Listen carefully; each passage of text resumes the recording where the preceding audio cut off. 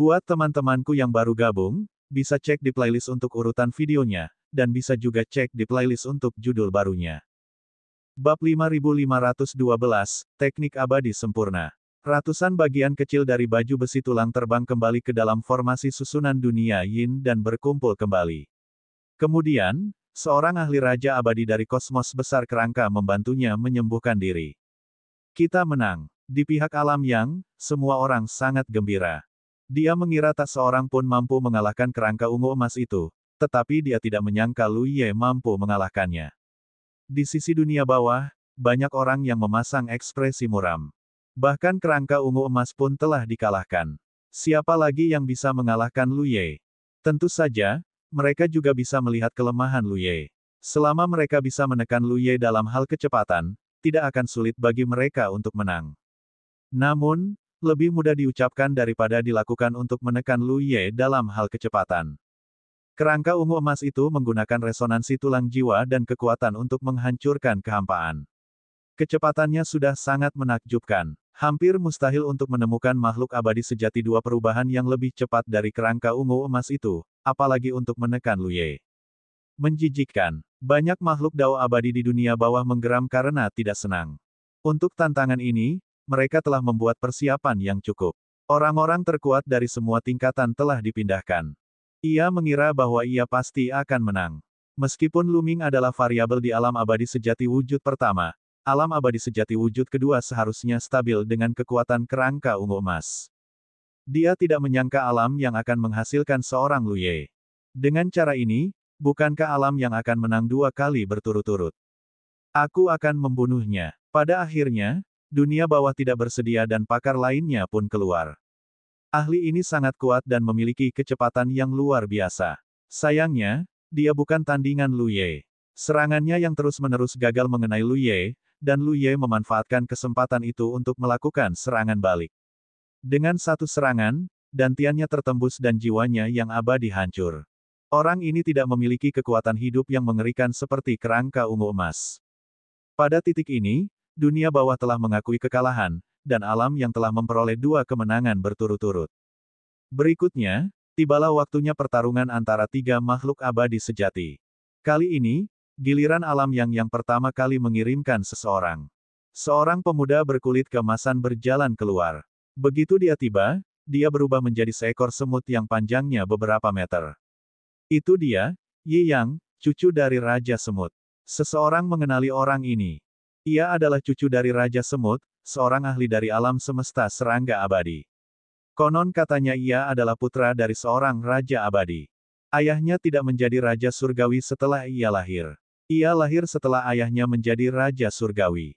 Ini mengerikan. Jika seorang Raja Surgawi ingin memiliki keturunan, hal itu sama sulitnya dengan naik ke surga. Peluangnya sangat kecil. Namun, keturunan makhluk-makhluk ini akan memiliki garis keturunan dan bakat yang mengerikan. Sedangkan di dunia bawah, seorang pemuda berjalan keluar. Dia tampak berusia 20-an dan mengenakan jubah ungu serta mahkota berbulu. Seluruh tubuhnya memancarkan aura yang mulia. Siapa orang ini? Banyak tokoh Dao abadi di alam yang saling berpandangan dan tidak mengenali pemuda berjubah ungu ini. Dia belum pernah melihatnya sebelumnya. Namun, karena pihak lain berani bertarung, tidak diragukan lagi bahwa ia memiliki kekuatan tempur yang mengerikan. Asyik, Yi Yang mengambil langkah pertama. Cahaya keemasan dan kuning bersinar terang, dan suhunya mengerikan. Kedua cakar depannya terus menusuk, dan cahaya tombak itu bersinar terang. Ini adalah sutra abadi Dao Tombak. Mata Luming berbinar. Dia mengerahkan seluruh kekuatannya untuk mengoperasikan berbagai gambar Dao untuk belajar secara diam-diam. Pemuda berjubah ungu itu meletakkan satu tangan di belakang punggungnya dan mengulurkan satu jari tangan lainnya. Ia menunjuk terus-menerus dan tiba-tiba, cahaya tombak meledak dan memblokir semua serangan Yi Yang. Dan tampaknya sangat mudah, membuat orang merasa santai. Sungguh teknik tombak yang hebat, sungguh api yang mengerikan. Pupil mata Luming mengecil. Dia tahu bahwa pemuda berjubah ungu itu juga menggunakan sutra abadi tombak, namun itu bukanlah sutra abadi yang terbaik dan jauh dari sebanding dengan teknik tombak jari. Namun, tingkat kultivasi pihak lain terlalu mendalam. Itu hanya di puncak kesempurnaan. Itu di ujung jari dan memiliki kekuatan tak terbatas. Teknik surgawi hampir sempurna. Bagaimana mungkin? Raja Abadi King Su tiba-tiba berdiri dan sedikit terkejut. Di sampingnya, yang lain juga sangat terkejut. Secara umum, tidak peduli apakah itu teknik abadi biasa atau teknik abadi tingkat atas, semuanya tak terduga dan layak untuk dijelajahi dan dipahami oleh makhluk hidup Dao abadi selama sisa hidupnya. Bahkan seorang raja surgawi akan merasa sulit untuk memahami seni abadi hingga ke alam kesempurnaan. Akan tetapi, teknik abadi tombak yang diperagakan pemuda berjubah ungu ini jelas akan mencapai kesempurnaan. Bagaimana mungkin seorang abadi sejati dengan 3 wujud menguasai teknik abadi hingga sempurna? Setelah dikultivasikan hingga sempurna, bahkan teknik abadi dan sutra abadi yang terburuk pun dapat mengeluarkan kekuatan yang mengerikan, dan dapat meledak menjadi kekuatan yang luar biasa dengan sejumlah kecil kekuatan abadi. Misalnya, pemuda berjubah ungu adalah salah satunya. Energi abadi yang dia sirkulasikan tidak kuat, tetapi kekuatan teknik abadinya sangat kuat. Lu Ming mengedarkan gambar dao yang tak terhitung jumlahnya dan rune mengalir di matanya. Dia bisa melihat bahwa teknik abadi yang dilemparkan oleh pemuda berjubah ungu itu dipenuhi dengan aturan teknik abadi yang padat. Jumlahnya mencapai 10.000. Dengan aturan teknik abadi yang dikuasai Lu Ming, dia hanya bisa belajar sedikit. Yi Yang menyerang dengan ganas, namun berhasil dihalangi. Pada akhirnya, Yi Yang mundur dan tubuhnya mulai membesar. Ia berubah menjadi seekor semut raksasa seukuran gunung. Pada saat yang sama, 7 tombak pendek muncul di sekelilingnya.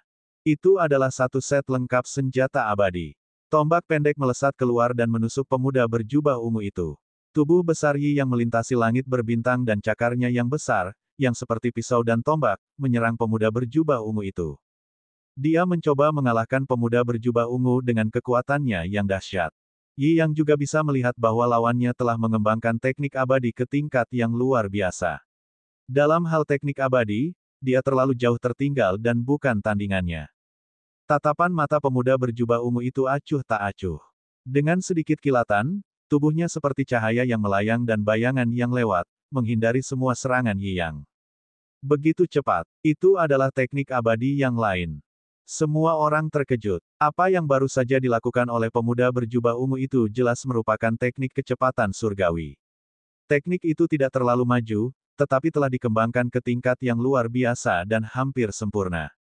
Kecepatannya sungguh luar biasa. Jika orang ini adalah makhluk abadi sejati 2 wujud, dia pasti dapat dengan mudah menekan Lu Ye dalam hal kecepatan. Yang lebih penting, bagaimana ini bisa terjadi? Sudah luar biasa bahwa seorang abadi sejati dengan 3 wujud bisa mengolah teknik abadi hingga mendekati sempurna. Sekarang, dia benar-benar telah mengembangkan teknik abadi lainnya hingga mencapai kesempurnaan. Setelah pemuda berjubah ungu itu menghindari serangan Yi Yang, dia mengulurkan tangannya dan cahaya tombak besar terbentuk dan menusuk ke arah Yi Yang. Yi Yang tidak dapat menahannya bahkan jika dia menggunakan seluruh kekuatannya dan terpental. Namun, cangkang emas di tubuh Yi Yang kuat dan tak terkalahkan, menghalangi pancaran tombak. Namun, serangan pemuda berjubah ungu itu baru permulaan. Dia melangkah maju dan muncul di sekitar Yi Yang dalam sekejap. Pedang abadi muncul di tangannya dan dia menebasnya. Cahaya pedang yang sangat tipis menyala dan dengan bunyi, pof cangkang luar Yi Yang kokoh dan abadi terbelah. Darah keemasan terus mengalir keluar. Yi Yang kesakitan dan langsung mengamuk. Ia membalas dengan sekuat tenaga, tetapi semua serangan itu dengan mudah dihindari oleh pemuda berjubah ungu itu. Dari awal hingga akhir, pemuda berjubah ungu itu meletakkan satu tangan di belakang punggungnya. Dia hanya menggunakan satu tangan untuk menekan Yi Yang dan memaksanya mundur. Hal itu memberi orang ilusi bahwa seorang pakar senior yang agung dan berkuasa sedang membimbing seorang junior. Bab 5513, Kaisar Cahaya. Setelah serangan hebat Yi Yang berhasil dihindari oleh pemuda berjubah ungu itu, nafasnya pun melemah. Pemuda berjubah ungu itu benar-benar memahami waktunya. Dia segera menyerang dan menebas lebih dari selusin cahaya pedang. Puff! Puluhan luka muncul di cangkang keras itu. Pedang Ki yang mengerikan menyerbu tubuhnya melalui luka-luka itu dan menghancurkannya. Teknik abadi yang ketiga yang mengerikan. Semua orang dapat melihat bahwa teknik pedang yang digunakan oleh pemuda berjubah ungu itu juga merupakan teknik surgawi yang telah dikembangkan hingga hampir sempurna. Dengan bantuan pedang surgawi, kekuatan penghancurnya sangat menakjubkan. Yi yang sangat berbakat dan merupakan putra seorang raja surgawi. Cangkangnya begitu kuat sehingga bahkan seorang abadi sejati yang satu tingkat lebih tinggi darinya akan merasa sulit untuk menghancurkannya, apalagi orang-orang dengan tingkat yang sama. Namun, pemuda berjubah ungu itu berhasil dengan mudah. Yi yang tidak ingin bertarung lagi, jadi dia berbalik dan berlari. Pemuda berjubah ungu itu tidak mengejarnya, tetapi hanya berdiri di sana dengan tenang. Kenapa kamu tidak membunuh Yi Yang? Ini kesempatan yang bagus. Di dunia bawah, seorang abadi sejati tengah menggerutu. Diam. Akan tetapi, dia langsung dimarahi oleh Raja Surgawi di sampingnya. Hati-hati dengan ucapanmu. Tidakkah kau lihat bahwa tidak ada satupun Raja Abadi dan bahkan Kaisar yang keberatan? Raja Surgawi itu melanjutkan. Sang abadi sejati yang mengeluh sebelumnya tiba-tiba menjadi pucat. Dia bukan orang bodoh. Bagaimana mungkin dia tidak tahu bahwa latar belakang pemuda berjubah ungu ini mungkin mengejutkan? Yi yang berlari kembali ke wilayah Yang dan menelan ramuan untuk menyembuhkan luka-lukanya.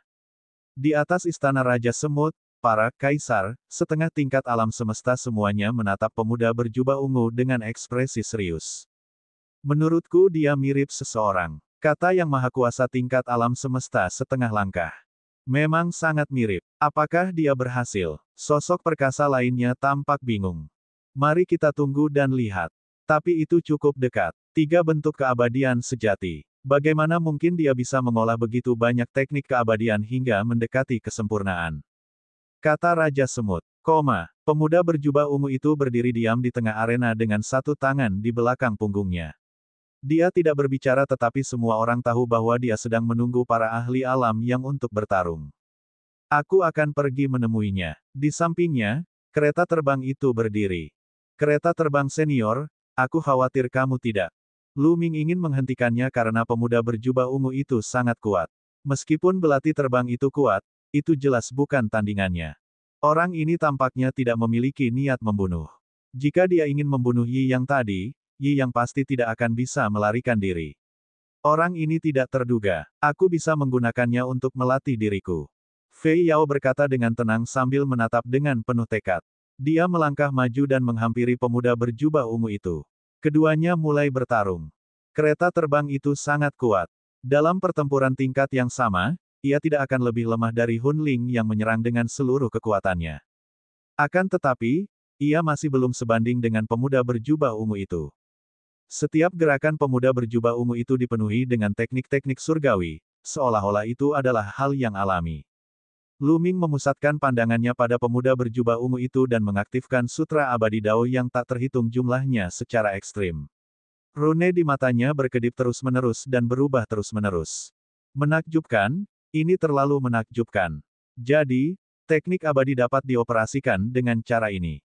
Aturan teknik abadi juga dapat digabungkan dengan cara ini.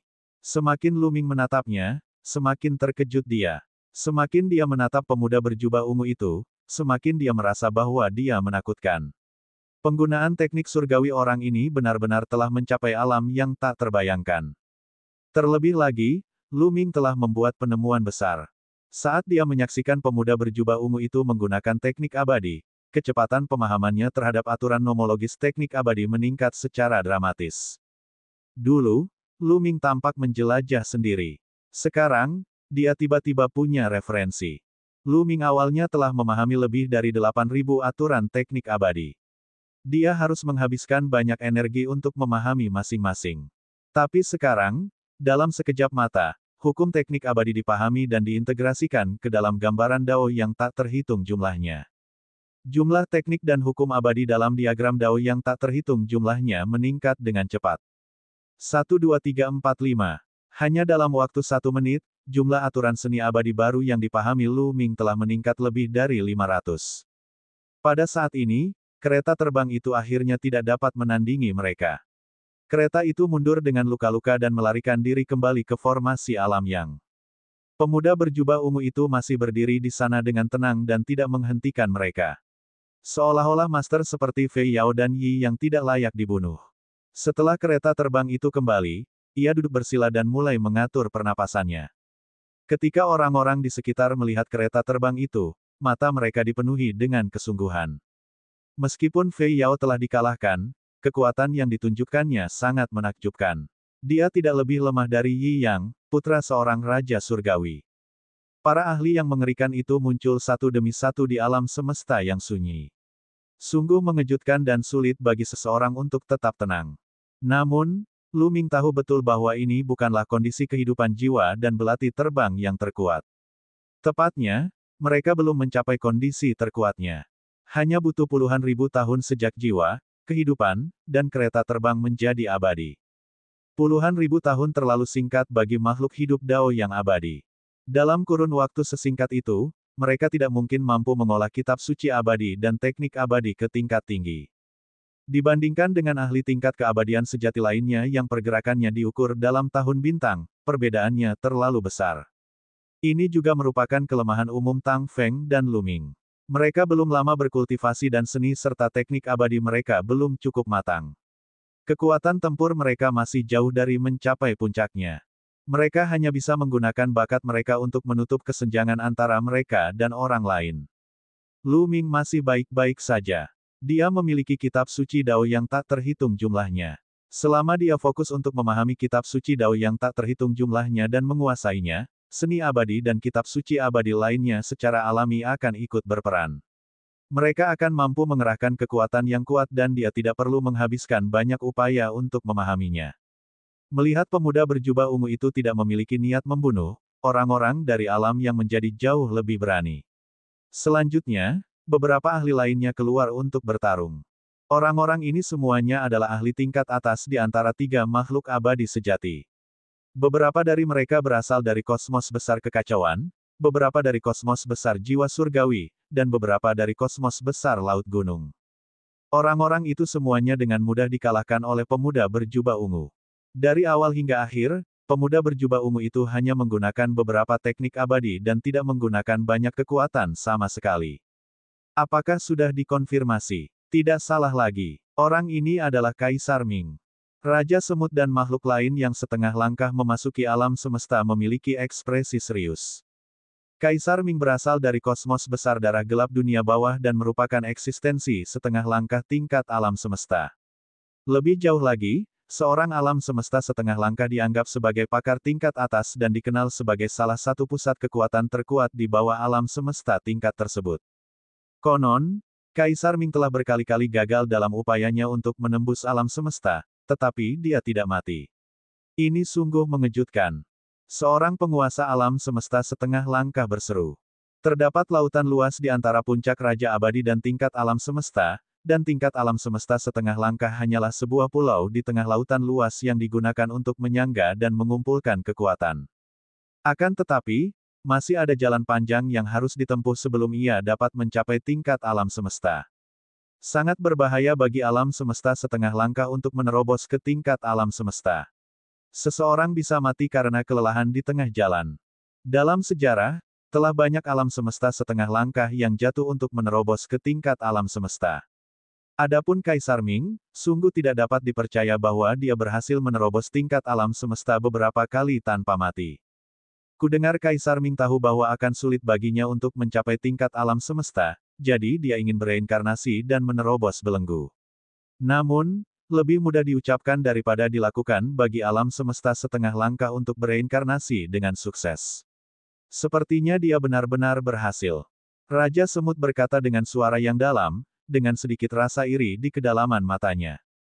Bab 5514, Rencana Raja Semut. Jika makhluk setengah tingkat alam semesta ingin bereinkarnasi, mereka akan membutuhkan sejumlah besar zat reinkarnasi. Tidak hanya itu, reinkarnasi juga sangat berbahaya. Jika mereka tidak berhati-hati, mereka akan terperangkap di dalamnya selamanya. Setiap orang yang telah mencapai alam semesta setengah langkah telah melewati banyak bahaya dan mencapai puncak lautan alam semesta. Berapa banyak ahli bela diri sejati tingkat alam semesta yang ada? Selain beberapa dari ras langit, mereka adalah kekuatan yang tak terkalahkan. Selama mereka tidak mencoba untuk menembus level alam semesta, mereka akan abadi. Siapa yang berani mengambil risiko seperti itu? Kaisar Ming telah berhasil bereinkarnasi dan memiliki kesempatan untuk mencapai tingkat alam semesta. Bagaimana mungkin mereka tidak iri? Pada saat yang sama, niat membunuh muncul di hati mereka. Mereka benar-benar ingin membunuh pemuda berjubah ungu, yang juga Kaisar Cahaya. Namun, alam semesta setengah langkah dari alam yin pasti akan mengawasi mereka. Selama mereka membuat gerakan aneh, alam semesta setengah langkah dari alam yin pasti akan segera bertindak dan menyelamatkan Kaisar Cahaya. Mereka juga mengerti mengapa mereka belum pernah mendengar tentang pemuda berjubah ungu ini sebelumnya. Itu karena bahkan Kaisar Ming merasa khawatir dan takut bahwa para ahli dari alam yang akan membunuhnya dengan cara apapun. Sekarang kedua dunia tengah berperang, dia hanya berani keluar setelah formasi dan para ahli tertahan. Pertempuran ini dianggap sebagai kemenanganmu. Raja Semut berbicara setelah beberapa saat. Dengan cara ini, Alam Yang dan Alam Yin memperoleh 2 kemenangan dan 2 kekalahan. Terakhir, pertarungan antara 4 keabadian sejati, yang juga merupakan puncak keabadian sejati, merupakan hal yang paling penting. Namun, pemuda berjubah ungu itu tidak berniat mundur. Selanjutnya, aku akan menantang makhluk abadi sejati berwujud 4 milikmu. Aku akan menerima tantangan apapun.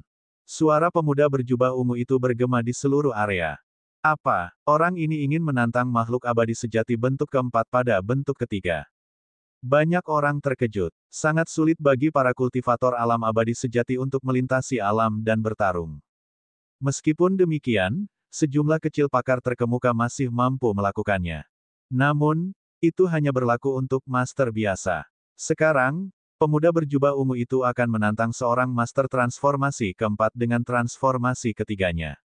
Dia pasti akan menghadapi seorang master tingkat atas. Hampir mustahil untuk menantangnya. Raja Semut dan yang lainnya juga tampak muram. Mereka ragu-ragu, mempertimbangkan apakah mereka harus menerima tantangan itu. Jika pihak lain benar-benar Kaisar Cahaya dan berhasil bereinkarnasi, dia pasti akan menjadi yang terkuat dari semua tingkat kultivasinya jika dia ingin mencapai tingkat alam semesta. Sebelumnya, pihak lain hanya menggunakan teknik abadi. Dia mungkin memiliki kartu truf lain yang belum digunakannya. Bahkan pakar top tingkat tinggi pun belum tentu bukan tandingannya. Pada saat itu, pihak lain akan mampu mengalahkan mereka di alam abadi sejati tingkat keempat sebagai alam abadi sejati tingkat ketiga. Ini akan sangat meningkatkan moral dunia bawah dan memberikan pukulan telak bagi moral alam yang. Harapan pihak lain jelas tidak berpihak pada mereka. Terima tantangannya, kata Raja Semut setelah terdiam beberapa saat. Banyak orang yang tercengang, namun ada pula yang menampakkan ekspresi menyadari.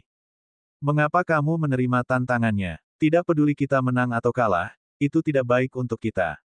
Orang yang tertegun itu bertanya dengan ragu. Hal ini serupa dengan niat Lu Ming untuk menantang ras langit kuning.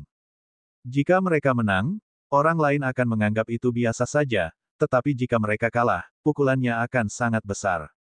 Mereka bisa saja menggunakan alasan, tidak ingin menindas yang lemah, untuk menolak tantangan tersebut, jadi mengapa mereka menerimanya? Sederhana saja, tidak peduli siapa yang menang atau kalah, kita dapat mengungkap identitas masing-masing setelah pertempuran. Semua orang akan tahu bahwa pihak lain adalah reinkarnasi Kaisar Ming. Dengan cara ini, jika kita kalah, tidak normal untuk kalah dari reinkarnasi Kaisar Ming. Jika kita menang, kita akan menang melawan reinkarnasi Kaisar Ming. Itu akan menjadi pukulan yang lebih besar bagi moral musuh. Kata Raja Semut dengan tatapan licik. Mereka yang tidak mengerti, tiba-tiba mengerti. Raja Semut memang banyak akal. Tidak heran ia bisa memimpin pasukan. Raja Semut mengirimkan transmisi suara untuk menerima tantangan tersebut. Seketika, beberapa orang menyerbu keluar. Dia adalah seorang ahli dari alam semesta besar yang kacau yang telah berada di puncak alam abadi sejati untuk waktu yang lama. Dia sangat kuat dan memiliki sedikit saingan di antara para abadi sejati. Dia menggunakan teknik surgawi dan berubah menjadi raksasa kekacauan. Kekuatan serangannya sangat mengerikan, dan dia ingin mengalahkan Kaisar Ming dengan kekuatan absolut. Kekuatan tempur puncak keabadian sejati jauh melampaui keabadian sejati 3 wujud. Jari-jari Kaisar Ming bagaikan pedang saat ia mengucapkan mantra abadi dan menebaskan cahaya pedang yang deras. Cahaya itu bertabrakan dengan makhluk abadi sejati dari kosmos besar yang kacau, menyebabkan gemuruh yang menggelegar. Setelah puluhan kali bertukar serangan, cahaya pedang Kaisar Ming bergetar dan cahayanya meredup. Merusak. Dewa sejati dari kosmos besar yang kacau itu tampaknya melihat harapan.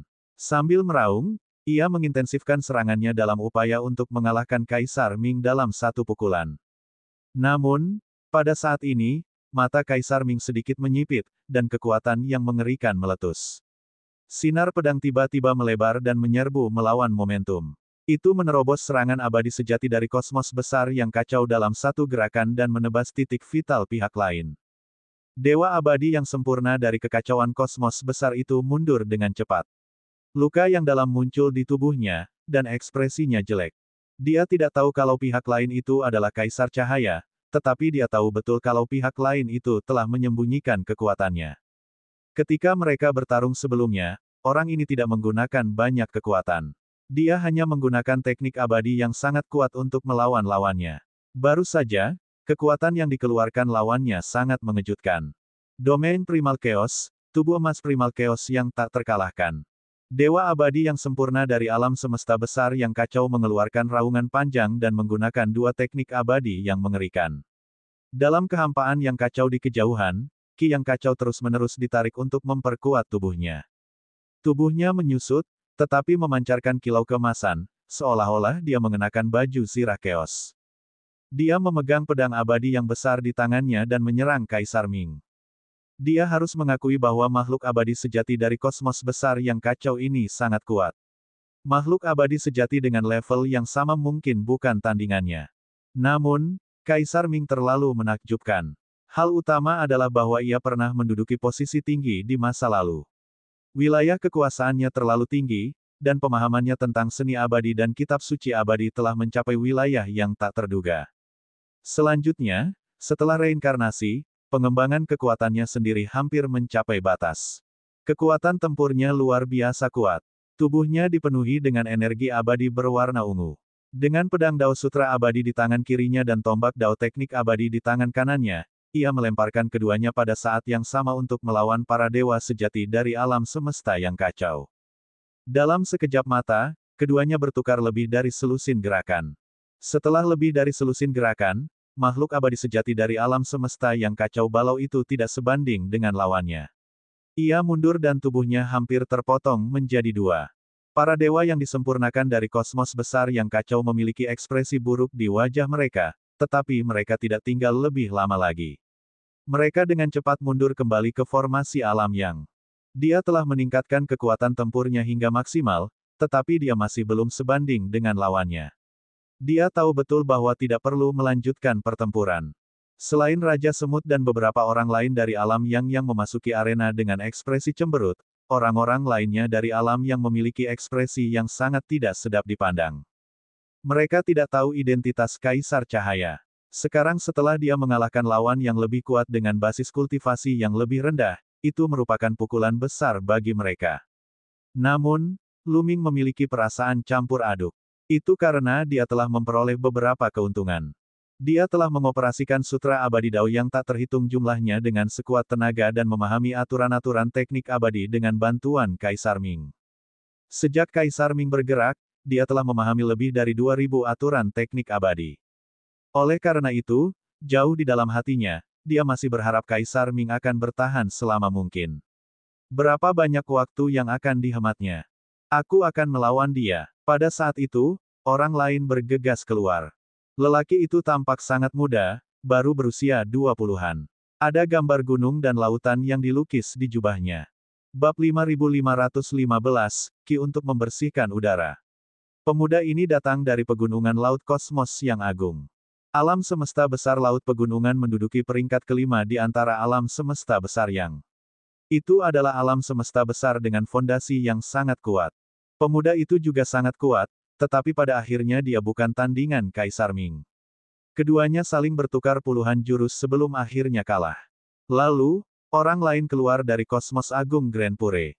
Dia juga tampak sangat muda, baru berusia awal 20-an.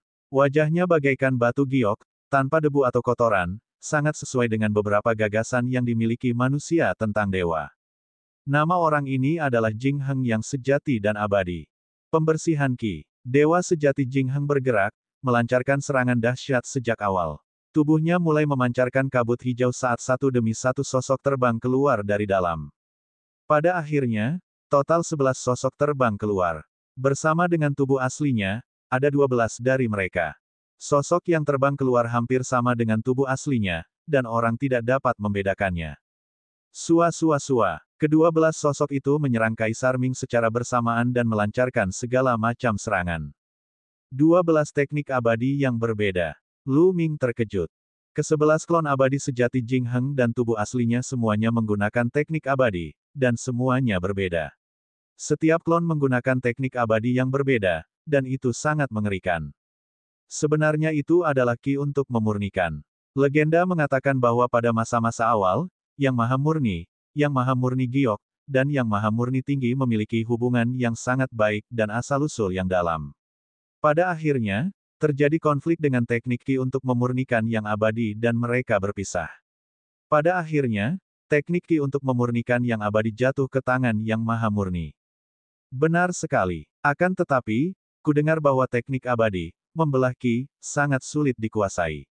Sudah bertahun-tahun tak ada yang berhasil menguasainya. Aku tidak menyangka bahwa Jing Heng, sang abadi sejati, benar-benar berhasil. Di samping Lu Ming, beberapa dewa abadi sejati yang lebih berpengalaman tengah berdiskusi. Raja abadi King Su tersenyum lebar. Dewa abadi Jing Heng memiliki garis keturunan yang sama dengannya. 12 sosok abadi sejati Jing Heng melepaskan teknik abadi yang berbeda, tetapi mereka benar-benar dapat bekerja sama untuk meningkatkan kekuatan ofensif mereka secara dramatis. Bahkan Kaisar Ming tidak berani ceroboh. Dia memfokuskan perhatiannya dan menggunakan teknik abadi tombak di tangan kirinya dan teknik abadi pedang di tangan kanannya. Pada saat yang sama, sejumlah kekuatan yang mencengangkan meletus dari tubuhnya saat dia melawan abadi sejati Jing Heng. Keduanya sangat cepat. Dalam sekejap mata, mereka telah bertukar lebih dari 30 gerakan, tetapi tidak ada pemenang yang jelas. Hal ini memungkinkan para dewa alam yang melihat harapan. Pada saat yang sama, dia juga mendesah, pembersihan ki, sungguh terlalu mendalam. Energi seseorang terbatas. Tidak mudah untuk mengolah teknik abadi ke alam yang mendalam, dan itu membutuhkan banyak esensi, ki, dan roh. Adapun Jing Heng, sang abadi sejati, tidak hanya menguasai 12 teknik abadi, tetapi ia juga telah mengolah masing-masing teknik itu hingga ke tingkat yang sangat mendalam. Tidak peduli seberapa keras mereka memeras otak, mereka tidak dapat mengetahui bagaimana ia berhasil mengolahnya. Transformasi ki ini menjadi ki murni benar-benar misterius. Dalam arti tertentu, ini agak mirip dengan sutra abadi Dao yang tak terhitung jumlahnya. Lu Ming merenung. Dugaannya adalah bahwa alasan mengapa makhluk abadi sejati Jing Heng mampu menguasai begitu banyak teknik keabadian, yang semuanya telah mencapai tingkat penguasaan tinggi, pasti karena keunikan teknik pembersihan ki. Adapun betapa istimewanya itu, orang luar tidak akan tahu. Misalnya, selama seseorang menguasai cukup banyak aturan teknik abadi ofensif lainnya dapat dikuasai dalam sekejap dan mencapai tingkat penguasaan yang sangat tinggi.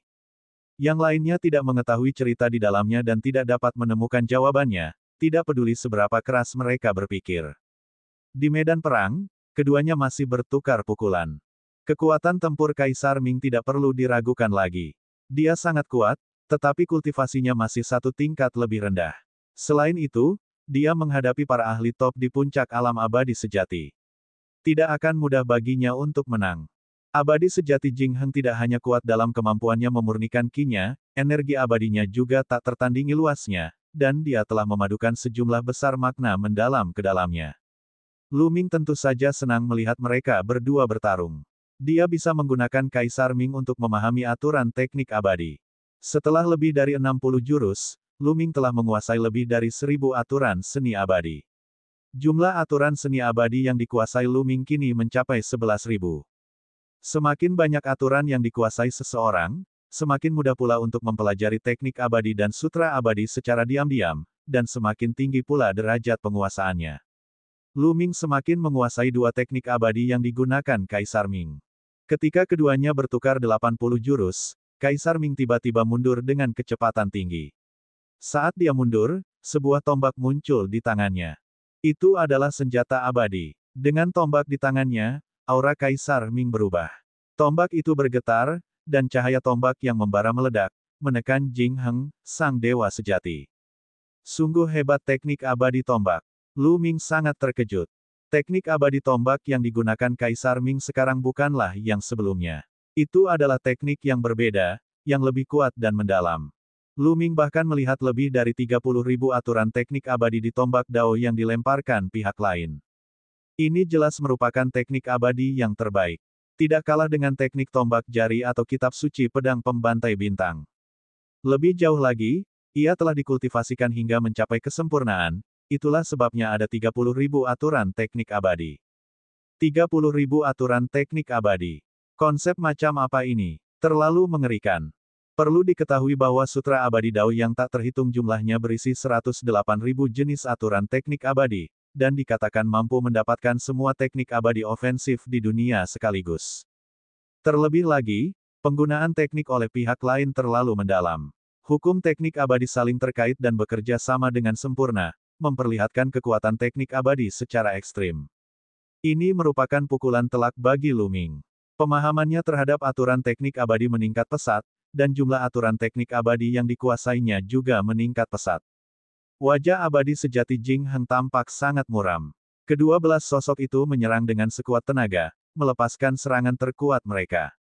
Ledakan. Kedua belah pihak saling bertabrakan. Kali ini, Jing Heng, sang abadi sejati, tidak sebanding dengan mereka. Seni abadi yang dilepaskan oleh kedua belah sosok itu menyebabkan getaran hebat, dan dia terpaksa mundur selangkah demi selangkah. Pada akhirnya, dua belas sosok Jing Heng yang sejati dan abadi juga mundur. Kaisar Ming melangkah maju saat serangannya terus meledak. Cahaya tombak yang menyilaukan memenuhi udara saat ia menusuk dengan ganas ke arah Jing Heng yang benar-benar abadi. Dewa sejati Jing Heng berusaha sekuat tenaga untuk bertahan, tetapi ia tidak sebanding dengan tombak itu. Setelah nyaris berhasil menangkis serangan ke-8, ia akhirnya dikalahkan. Salah satu tokoh terkena cahaya tombak dan meledak berkeping-keping, berubah menjadi kabut hijau yang menghilang. Dengan berkurangnya satu sosok, koordinasi mereka pun berkurang drastis. Kemampuan bertarung Jing Heng, sang dewa sejati, juga berkurang drastis, dan ia bahkan tidak sebanding dengan Kaisar Ming. Bang bang bang, figur-figur yang tersisa juga dihancurkan. Dewa sejati Jing Heng tahu bahwa dia bukan tandingannya, jadi dia berbalik dan lari. Kaisar Ming tidak mengejarnya, membiarkan dewa sejati Jing Heng melarikan diri kembali ke formasi alam yang. Setelah Jing Heng yang sejati, tidak ada seorang pun yang ambil bagian dalam pertempuran. Di alam abadi sejati, Jing Heng yang abadi sejati adalah makhluk terkuat selain ras Empyrean. Sulit untuk menemukan ahli lain yang lebih kuat darinya. Bahkan jika sang abadi sejati Jing Heng tidak sebanding dengannya, siapapun yang lain pasti akan mendapat hantaman. Jika senior Tang Feng ada di sini, dia seharusnya bisa melawan orang ini dengan kultivasi keabadian sejatinya yang berada di puncak. Lu Ming mendesah dalam hatinya. Ketika Tang Feng pergi ke dunia bawah, kultivasinya telah mencapai transformasi keempat, yang merupakan puncak alam abadi sejati. Lu Ming yakin bahwa dengan kekuatan tempur Tang Feng, jika dia satu tingkat lebih tinggi dari pemuda berjubah ungu, dia seharusnya mampu menandingi pemuda berjubah ungu itu dan bahkan mengalahkannya. Sayangnya, Tang Feng tidak ada di sana. Bab 5516, Tantangan Kaisar Cahaya. Setelah menunggu cukup lama, tidak ada seorang pun yang keluar untuk bertarung. Pihak yang rilem hanya bisa dengan pasrah mengumumkan kemenangan pemuda berjubah ungu itu. Dunia bawah bersorak. Di sisi alam yang, suasana sunyi dan wajah banyak orang tampak muram. Meskipun kecakapan pertempuran tingkat atas di setiap level tidak dapat sepenuhnya mewakili kecakapan pertempuran dua dunia, namun tetap saja memiliki makna yang luar biasa. Beberapa orang bahkan merasa bahwa ini bukanlah pertanda baik. Mungkinkah dalam perang antara dua dunia ini, dunia bawah pada akhirnya akan menang dan dunia yang akan kalah? Dengan mengingat hal ini, banyak orang mempunyai pemikiran lain. Mereka sedang memikirkan apa yang akan mereka lakukan jika kerajaan yang dikalahkan. Bagaimana dia bisa menyelamatkan hidupnya sendiri? Banyak orang sudah merencanakan pelarian mereka sendiri. Moral pihak kita telah terpukul hebat. Sudah saatnya untuk mengumumkan identitas, Kaisar Ming. Bukan karena kita lemah, tetapi karena kita telah dikalahkan oleh Kaisar tertinggi. Kata seorang prajurit setengah langkah tingkat alam semesta. Jangan terburu-buru. Raja Semut mengangkat tangannya. Kaisar Cahaya belum pergi. Mari kita lihat apa yang sedang dia lakukan. Kita akan umumkan nanti. Seperti yang diharapkan, Kaisar Ming berdiri di tengah lapangan dan tidak mundur. Pandangannya masih menyapu wilayah yang Akhirnya mendarat di Luming. Kamu Luming. Kamu sangat menarik. Aku tahu kamu tidak menggunakan kekuatan penuhmu saat menyerang tadi. Aku benar-benar ingin tahu di mana batasmu. Suara Kaisar Cahaya terdengar. Oh. Lalu, Luming berdiri dan menjawab. Lalu, sederhana saja, keluarlah dan lawan aku. Aku akan menekan kultivasiku hingga transformasi pertama untuk melawanmu. Kata Kaisar Ming. Mata Luming berbinar. Pihak lain benar-benar menantangnya. Apa yang ingin dia lakukan? Apakah dia akan mengalahkan semua makhluk abadi sejati di semua tingkatan di alam yang dengan kekuatannya sendiri? Setelah menantangnya, haruskah dia menantang si maniak tombak Luye? Itu konyol. Kau adalah makhluk abadi sejati 4 perubahan, dan tahap kultivasimu jauh lebih tinggi daripada makhluk abadi sejati 1 perubahan. Bahkan jika kau menekan kultivasimu, pengetahuan dan pemahamanmu tentang mantra abadi bukanlah sesuatu yang dapat dibandingkan dengan makhluk abadi sejati 1 perubahan. Kecuali jika teknik abadi milikmu juga menekannya. Seorang raja abadi dari alam yang segera membantah. Namun, Kaisar Cahaya mengabaikan Raja Surgawi dan terus menatap Luming. Dia menantang Luming murni karena rasa ingin tahu. Dia telah mengamati serangan Luming sebelumnya. Dia tidak menggunakan mantra abadi dan hanya mengandalkan kekuatannya. Dia belum pernah melihat kekuatan Luming sebelumnya. Dia sangat penasaran. Dia ingin menggunakan pengalamannya yang menakjubkan untuk mencari tahu sumber kekuatan Luming dalam proses pertarungannya. Dia punya firasat bahwa dia mungkin bisa menemukan sesuatu yang berguna pada Luming. Inilah alasannya mengapa dia mengabaikan statusnya dan menantang Luming dengan kultivasi yang lebih kuat. Kalau tidak, dengan statusnya, bagaimana dia bisa menantang seseorang dengan kultivasi lebih rendah? Keberadaan setengah langkah tingkat alam semesta dari dunia bawah mengungkapkan ekspresi yang meragukan. Menantang Luming bukanlah bagian dari rencana mereka. Baiklah, saya terima tantangannya. Luming menatap Kaisar Ming dan setuju tanpa ragu. Jika Kaisar Ming ingin belajar sesuatu darinya, Luming akan melakukan hal yang sama. Hanya dengan menyaksikan serangan Kaisar Ming saja sudah sangat menguntungkannya. Dia telah memahami banyak sekali aturan teknik abadi. Jika dia bertarung dan mengalaminya sendiri, efeknya pasti akan jauh lebih baik. Raja Semut dan yang lainnya tidak menghentikannya. Sejujurnya, mereka juga sangat penasaran dengan Luming. Mereka ingin melihat kartu truf apa yang dimilikinya. Jika ras Empyrean tidak memberitahu mereka untuk tidak menyentuh Luming dan alam semesta purba, beberapa dari mereka mungkin tidak akan mampu menahan diri untuk diam-diam menjatuhkan Luming dan mempelajarinya. Sebenarnya, Luming sudah memiliki perasaan ini di dalam hatinya. Selama bertahun-tahun, meskipun ia berusaha sekuat tenaga menyembunyikan diri dan bersikap rendah hati, ada saatnya ia tidak berdaya dan situasi memaksanya untuk menunjukkannya. Misalnya, dia pernah membunuh langit kuning yang masih cerah di tanah rahasia samsara. Selain itu, dia pernah diracuni oleh racun samsara sebelumnya, tetapi dia selamat tanpa cedera. Ini sangat aneh. Dia mengira racun itu akan menarik perhatian dunia luar dan seseorang akan mencoba mencari tahu rahasianya. Namun pada akhirnya, segalanya tenang. Ia menduga ada tangan tak terlihat di balik layar yang meredam semua gangguan itu. Satu-satunya yang dapat melakukan ini adalah ras Empyrean. Terlebih lagi, ras Empyrean telah membantu alam semesta purba beberapa kali di permukaan. Mengapa suku Changtian ingin melindungi alam semesta purba dan dirinya? Apa tujuannya? Luming ingin bertanya kepada pasir ether yang mengalir, tetapi dia tidak mengatakan apapun pada akhirnya. Dia menduga bahwa pasir ether yang mengalir kemungkinan besar tidak jelas tentang hal itu. Kalau tidak, dia tidak akan merahasiakannya darinya. Hal ini tidak hanya membuatnya tidak merasa aman, tetapi ia juga merasakan bahaya yang mengerikan. Ada tekanan tak kasat mata yang terus-menerus menekannya. Hal itu membuatnya merasakan urgensi untuk meningkatkan kekuatannya sesegera mungkin. Luming terbang keluar dan berdiri di hadapan Kaisar Ming. Seperti yang diduga, aura Kaisar Ming terus menurun, turun ke level keabadian sejati bentuk pertama. Saat berikutnya, Luming melambaikan tangannya dan kuali abadi tertinggi muncul, menghantam ke arah Kaisar Ming. Kaisar Ming mengulurkan tangannya dan menunjuk. Cahaya tombak itu meledak dan mengenai kuali abadi yang sangat tinggi itu. Dengan suara berdenting, kuali abadi yang sangat tinggi itu terbang mundur. Luming mengulurkan tangan dan meraih salah satu kakinya. Setelah Kaisar Ming melemparkan kuali abadi puncak, Ia melesat ke arah Lu Ming seperti sambaran petir. Ia memegang tombak sutra abadi di tangan kirinya dan pedang sutra abadi di tangan kanannya, membombardir Lu Ming. Tanpa ragu, dia mengaktifkan teknik Fusion 3 dalam 1 dan menyatukan energi abadi miliknya. Kemudian, dia mengayunkan kuali abadi tertinggi. Ledakan. Kuali abadi agung-agung sebesar gunung. Kuali itu melindungi Lu Ming dengan erat dan menghalangi serangan Kaisar Ming. Namun, dua kekuatan mengerikan itu tetap melewati kuali abadi tertinggi dan menyerbu ke dalam tubuh Lu Ming. Kekuatan itu sangat tajam. Jika bukan karena energi abadi Lu Ming yang sangat kaya, dia mungkin tidak akan mampu menekan kedua kekuatan ini. Orang ini memang menakutkan. Tidak heran dia bisa tak terkalahkan di semua alam.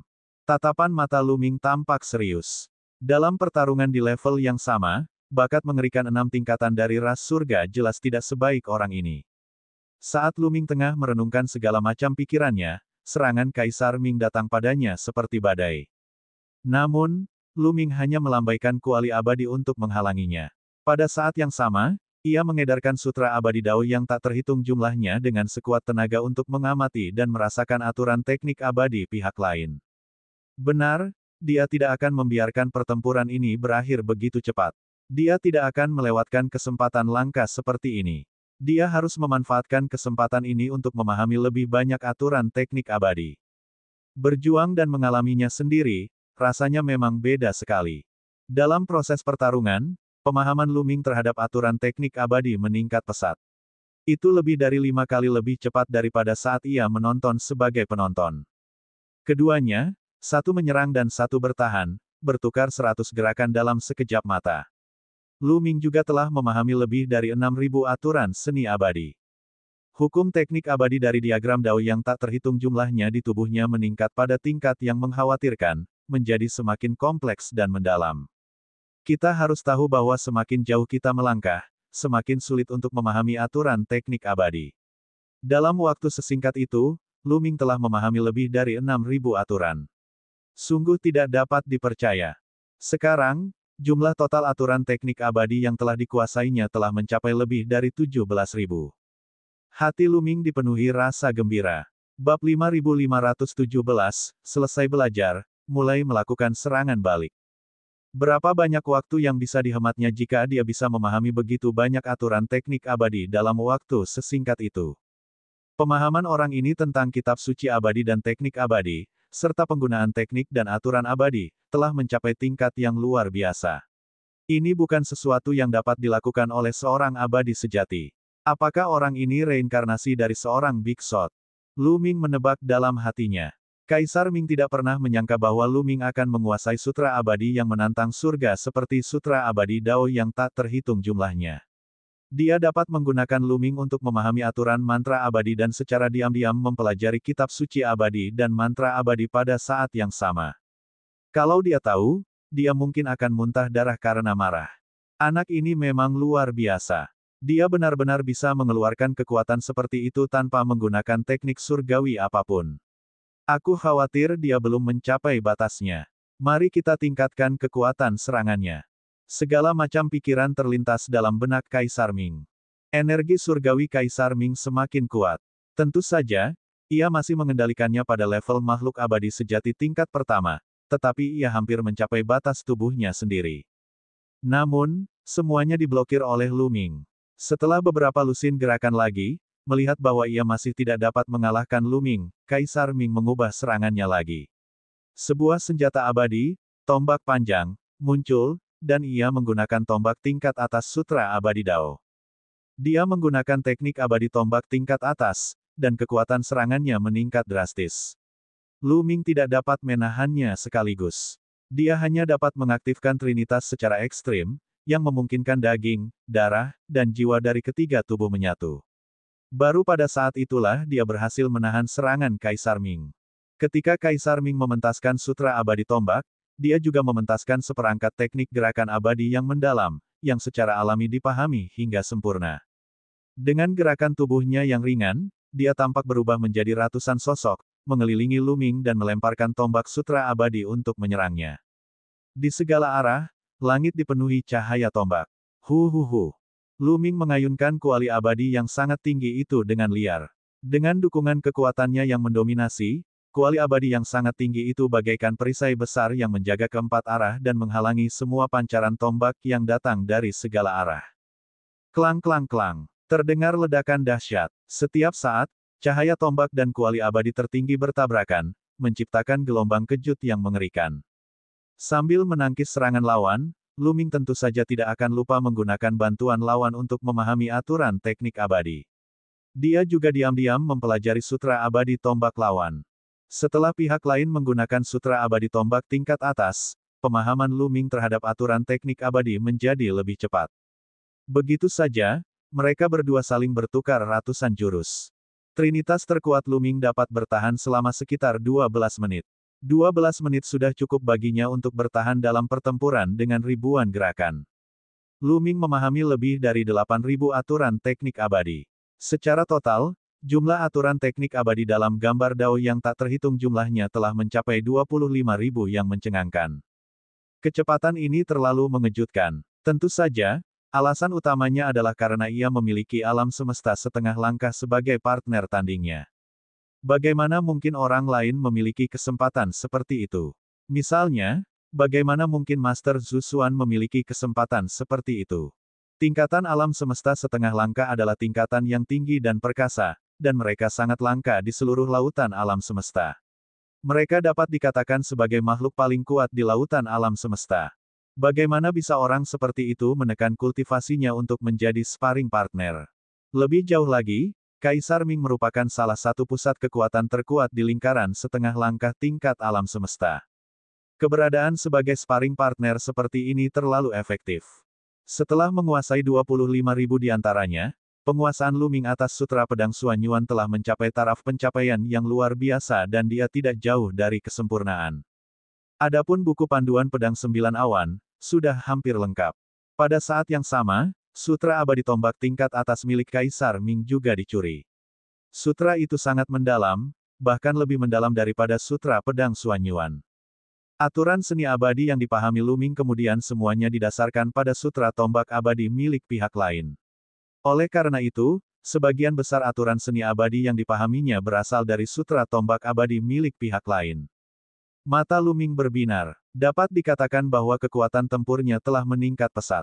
Awalnya, dia baru saja menerobos ke Dao Abadi, dan kekurangannya dalam kitab suci abadi dan teknik abadi telah membuatnya sulit baginya untuk mengerahkan kekuatan tempurnya secara penuh. Selama pertempuran besar, mereka lebih mengandalkan Trinity dan kekuatan kasarnya. Tetapi sekarang, kelemahan itu telah ditutupi dan bahkan berubah menjadi keuntungan besar. Dibutuhkan banyak energi dan waktu yang lama untuk mempraktikkan kitab suci yang abadi dan teknik-teknik yang abadi. Di antara para dewa sejati, berapa banyak dari mereka yang mampu mengolah seni abadi dan kitab suci abadi hingga ke tahap kesuksesan besar? Belum lagi kitab suci abadi dan teknik abadi tingkat atas. Sudah hampir waktunya untuk berakhir. Kilatan dingin terpancar di mata Lu Ming. Sekarang, saat ia terus bertarung dengan Kaisar Ming, pemahamannya tentang aturan mantra abadi menjadi jauh lebih sulit dan lambat. Lu Ming tahu bahwa ia telah mencapai batasnya. Jika mereka terus berjuang, mereka tidak akan memperoleh keuntungan besar. Lu Ming bermaksud mengalahkan Kaisar Ming. Dengan satu pikiran saja, lukisan Tao yang tak terhitung jumlahnya diaktifkan, dan Sutra Pedang Xuanyuan diaktifkan. Asyik, cahaya pedang yang menyilaukan meledak dari tubuh Lu Ming dan menebas Kaisar Ming. Inilah pertama kalinya Lu Ming melancarkan serangan balik. Tentu saja, Lu Ming tidak mengaktifkan kitab suci Pedang Xuanyuan hingga mencapai titik penyelesaian yang hebat.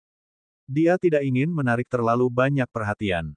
Dia menduga bahwa ada tangan tak terlihat di balik layar yang dapat menekan segalanya. Sangat mungkin suku Empyrean ingin menggunakannya untuk sesuatu dan akan melindunginya untuk sementara waktu. Namun, dia juga tidak bisa terlalu menonjol. Dia masih harus menyimpan beberapa kartu truf. Sudah berapa tahun sejak dia menjadi abadi? Dia bukan reinkarnasi dari Yang Maha Kuasa, tetapi dia telah mengolah sutra abadi tingkat atas hingga tingkat kesempurnaan yang agung. Apa yang akan dipikirkan orang lain? Ada juga QQ. Dia tidak akan membiarkan QQ menunjukkan kekuatan tempurnya yang sebenarnya di depan orang lain. Meski begitu, Sutra Pedang Xuanyuan, yang digerakkan oleh energi abadi Luming yang kuat dan tak tertandingi, meledak dengan kekuatan yang mengerikan. Kaisar Cahaya tidak berani ceroboh dan menangkisnya dengan tombaknya. Namun, Luming segera mengacungkan kuali abadi yang sangat tinggi dan melancarkan serangan balik. Kuali abadi yang sangat tinggi itu seperti gunung besar, menghantam Kaisar Ming. Pada saat yang sama, sutra pedang Suanyuan di tubuhnya terus-menerus mengeluarkan cahaya pedang, menebas Kaisar Ming. Dalam formasi alam Yang, Hun Ming, Fei Yao, dan yang lainnya tercengang. Mereka tahu betul sudah berapa lama Luming mengolah kitab suci pedang Suanyuan. Bagaimana mungkin dia bisa mengolahnya ke tingkat seperti itu dalam waktu yang singkat? Terdapat jurang pemisah yang begitu lebar antara mereka dan Luming. Mereka merasa telah menderita pukulan besar. Itu kitab suci pedang Suanyuan. Itu seharusnya diwariskan oleh Raja Manusia Kecil. Luming telah berkultivasi hingga tingkat ini. Dia benar-benar berbakat. Apakah menurutmu Luming punya kesempatan menang? Banyak ahli Dao abadi di alam yang tengah berdiskusi. Serangan badai Luming memaksa Kaisar Ming mundur. Kekurangan sutra abadi dan teknik abadi telah diperbaiki. Energi abadi Luming yang mengerikan meledak dengan kekuatan penuh, membuatnya kembali ke kondisi tak terkalahkan dari tahap semi-abadi. Tak terkalahkan di antara mereka yang levelnya sama, tak ada gunanya, tak peduli siapapun Anda. Kaisar Ming mengerahkan kekuatan tempurnya hingga batas maksimal dan mulai tidak terpaku pada satu teknik abadi. Dengan lambaian tangannya, ia mengeluarkan beberapa kitab suci abadi dan teknik abadi pada saat yang sama, nyaris tidak mampu melawan Luming. Akan tetapi, setelah puluhan gerakan, Kaisar Cahaya masih tidak mampu menahannya. Membunuh, hancurkan, teriak Luming. Puluhan cahaya pedang Suanyuan bergabung menjadi satu, menerobos lapisan rintangan dan menebas ke arah Kaisar Ming, mencoba membelahnya menjadi dua. Kaisar Cahaya mundur dengan cepat, tetapi dia masih selangkah terlalu lambat. Bab 5518 Hadiah. Cahaya pedang yang mengerikan menerobos pertahanan Kaisar Ming dan menebas ke bawah. Puci, cahaya pedang mendarat di tubuhnya, dan sebuah luka muncul. Darah merembes keluar, dan dia hampir terpotong menjadi dua. Ledakan, sebuah kekuatan abadi yang dahsyat tiba-tiba keluar dari tubuh Kaisar Ming dan menyebarkan cahaya pedang Suanyuan. Energi surgawi dari dua bentuk keabadian sejati. Mata Luming menyipit dan dia mundur cepat, tidak lagi menyerang. Lawannya baru saja melepaskan kekuatan abadi dari makhluk abadi sejati yang memiliki dua wujud. Bagi seseorang seperti Kaisar Ming, kecakapan bertarungnya akan meroket hanya dengan satu perubahan. Jika dia terus mengejar, bukankah dia akan mencari kematian? Saya kalah. Kaisar Ming berdiri di tengah lapangan dan tiba-tiba mendesah.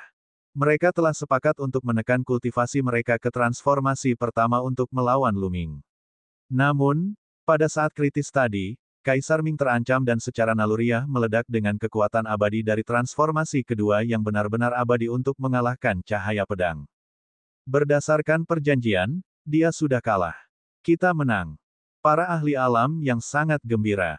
Kekuatan Kaisar Ming jelas bagi semua orang. Dengan basis kultivasi transformasi ketiga, ia telah menyapu bersih keempat transformasi abadi sejati dari alam yang. Kekuatannya tak terbayangkan. Awalnya semua orang mengira Kaisar Ming dapat disebut sebagai seorang abadi sejati yang tiada taraf. Namun, dia tidak menyangka Kaisar Ming akan kalah dari Luming bahkan ketika dia telah menekan kultivasinya hingga transformasi pertama. Dilihat dari penampilannya, Luming baru akan menjadi seorang abadi sejati yang tak tertandingi ketika ia mencapai transformasi keempat. Hahaha, Kaisar Cahaya, aku tidak menyangka kau berhasil bereinkarnasi. Ini benar-benar layak dirayakan. Tepat pada saat ini, Raja Semut muncul. Tubuhnya sangat besar, dan alam semesta yang besar tampak berputar di atas kepalanya. Ia memancarkan aura yang tak terduga. Di tempat kejadian, baik penduduk dunia Yin maupun dunia Yang, mereka semua tercengang. Kaisar Cahaya, siapakah dia? Setengah langkah tingkat alam semesta dari kosmos besar berdarah gelap. Siapakah yang dia maksud? Yang lainnya mengikuti pandangan Raja Semut dan menatap pemuda berjubah ungu itu. Mungkinkah dia merujuk pada orang ini? Orang ini adalah reinkarnasi Kaisar Ming. Ya, tentu saja. Kalau tidak, bagaimana mungkin dia memiliki kekuatan tempur seperti itu? Bagaimana mungkin dia telah mengolah begitu banyak seni abadi dan kitab suci abadi hingga ke alam kesempurnaan sementara dia hanya berada dalam 3 bentuk keabadian sejati? Jika dia adalah reinkarnasi setengah alam semesta, itu akan sangat masuk akal. Banyak orang merasa lega. Kepercayaan diri mereka yang sempat terpukul hebat, kini telah pulih kembali. Jadi, aku dikalahkan oleh Kaisar, yang sudah setengah langkah di alam semesta. Aku tidak kalah sia-sia. Dalam formasi alam yang, Yi Yang, cucu Raja Semut, berkata. Benar sekali. Jadi kau adalah reinkarnasi dari Kaisar. Tidak heran kau begitu kuat. Tidak heran kau bisa mengalahkan kami, 4 transformasi dewa yang disempurnakan, hanya dengan 3 transformasi. Aku hanya bertanya-tanya bagaimana orang biasa bisa begitu kuat. Tapi sekali lagi, bahkan jika Kaisar bereinkarnasi, dia tetap kalah dari Lu Ming. Pada akhirnya, alam yang masih lebih kuat. Moral pihak kerajaan yang terpukul keras langsung bangkit. Banyak orang di dunia Yin saling memandang satu sama lain. Pemuda berjubah ungu itu adalah Kaisar Cahaya. Bahkan Kaisar Cahaya pun dikalahkan. Mereka merasa sulit menerimanya. Di pusat susunan dunia Yin, beberapa ahli setengah langkah tingkat alam semesta juga memiliki ekspresi jelek. Mereka tidak terkejut bahwa Kaisar Ming telah diakui. Berapa banyak orang yang ada di seluruh alam semesta setengah langkah samudra semesta. Ada banyak konfrontasi rahasia di antara mereka, jadi mereka secara alami saling memahami. Dia menduga Raja Semut dan yang lain akan mengungkapkan identitas Kaisar Cahaya kepada publik. Namun, menurut rencana mereka, mereka dapat menyapu wilayah yang di semua tingkatan. Ada 5 tingkat keabadian sejati, dan dia hanya bisa kehilangan 1 tingkat paling banyak. Bagaimanapun, mereka telah membuat persiapan yang matang untuk tantangan ini. Beberapa alam semesta setengah langkah telah secara pribadi mengambil tindakan untuk memperkuat para ahli dari berbagai tingkatan. Misalnya, kerangka ungu emas dari Kosmos Agung Tulang Jiwa. Seorang setengah langkah tingkat alam semesta dari Kosmos Agung Tulang Jiwa telah secara pribadi bergerak dan meningkatkan teknik resonansi tulang jiwa kerangka ungu emas ke keadaan yang sangat kuat. Itulah sebabnya ia memiliki kekuatan tempur seperti itu. Siapa yang tahu bahwa seorang Lu dari alam yang benar-benar dapat mematahkan teknik resonansi tulang jiwa? Menurut rencana mereka, mereka hampir bisa menyapu bersih wilayah yang. Dalam hal itu, bahkan jika Raja Semut dan yang lainnya mengungkap teknik gerakan Kaisar Ming, mereka masih akan mampu memberikan pukulan telak pada wilayah yang. Namun, ada perubahan dalam rencana. Lu Ming dan Lu Ye masing-masing menang. Pada akhirnya, bahkan Kaisar Ming dikalahkan oleh Lu Ming. Dengan cara ini, bukan saja mereka tidak menyerang alam yang, melainkan alam Yin lah yang menerima pukulan. Kaisar Cahaya tidak menjawab Raja Semut. Sebaliknya, dia menatap Lu Ming dalam-dalam sebelum segera kembali ke formasi dunia bawah. Lu Ming juga kembali ke jajaran alam yang. Mundur. Panglima dunia bawah memberi perintah, dan formasi itu segera mundur kembali ke formasi dunia bawah. Tidak lama setelah Lu Ming kembali, ia menerima pesan bahwa Raja Semut memanggilnya. Lu Ming melihat Raja Semut dan beberapa alam semesta setengah langkah. Saat dia melihat alam semesta setengah langkah, genangan darah di jalan lumpur kuning menyusut hingga minimum, tetapi tidak dapat menghindari pandangan dari alam semesta setengah langkah. Raja Semut dan yang lainnya mengalihkan pandangan mereka ke Lu Ming. Noda darah ini. Seorang penguasa alam semesta setengah langkah tidak dapat menahan diri untuk tidak berseru. Jantung Lu Ming berdebar kencang. Genangan darah ini dapat bersembunyi dari raja-raja abadi dan bahkan raja-raja abadi tahap puncak, tetapi tidak dapat bersembunyi dari alam semesta setengah langkah. Aura noda darah ini adalah milik Ye King. Benar, itu auranya. Lu Ming ini ternyata memiliki genangan darah Ye King di tubuhnya. Tidak heran dia bisa meledak dengan kekuatan yang begitu kuat. Kemungkinan besar itu terkait dengan setetes darah ini. Saya akhirnya mengerti mengapa ras Empyrean melindunginya. Beberapa alam semesta setengah langkah sedang berbicara secara rahasia. Lu Ming tentu saja tidak dapat mendengar mereka. Namun, beberapa alam semesta setengah langkah tidak menemukan rahasia Lu Ming lainnya, seperti harta karun di kota abadi tertinggi. Ini karena sebelum dia bertemu dengan alam semesta setengah langkah, kekuatan lain telah dihasilkan di kedalaman jalan lumpur kuning dan menjaga kota abadi tertinggi. Lu Ming terdiam. Dia sebenarnya ingin bertanya tentang asal-muasal genangan darah itu. Namun pada akhirnya, dia menahan diri. Lu Ming, Kau telah melakukannya dengan baik. Kau telah meningkatkan moral alam yang. Kau telah memberikan kontribusi yang besar kali ini, jadi kau harus diberi hadiah. Apa yang kau inginkan? Katakan padaku. Raja Semut berbicara. Ia duduk di kursi utama, tampak berwibawa, tinggi, dan perkasa. Junior menginginkan batu transformasi abadi atau batu teknik abadi. Lu Ming mengemukakan persyaratannya. Batu transformasi abadi, seperti namanya, dapat membantu transformasi abadi sejati. Fungsinya mirip dengan cairan kacau. Mengapa dia tidak menginginkan cairan yang kacau itu?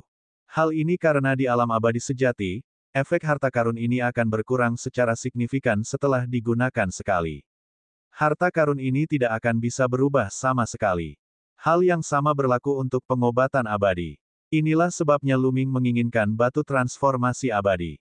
Adapun batu teknik abadi, setelah dihancurkan, batu itu dapat membentuk domain khusus yang bertahan selama jangka waktu tertentu.